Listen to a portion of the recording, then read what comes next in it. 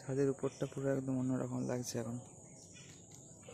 এসে আগে দেখানো হয়েছিল অনেক মাস আগে, তখন নিচের এই টিন বা নিচের ছোটো ছোটো যে বাথরুমের সেকশন সেগুলো ছাদ দেওয়া হয়নি, বা এখানে এই ঘরটা হয়নি আই থিঙ্ক। তো সুপার ওয়াইড অ্যাঙ্গেলে ল্যাগ করছে না কি ব্যাপার বুঝলাম না। আমি এই জন্য সুপার ওয়াইড অ্যাঙ্গেলে ভিডিও করা বন্ধ করে দিয়েছি ল্যাগ করতে হলে। এই যে এখানে তখন এই বাড়িটা হয়নি, তারপর আরও কিছু না কিছু তো চেঞ্জেস থাকেই না।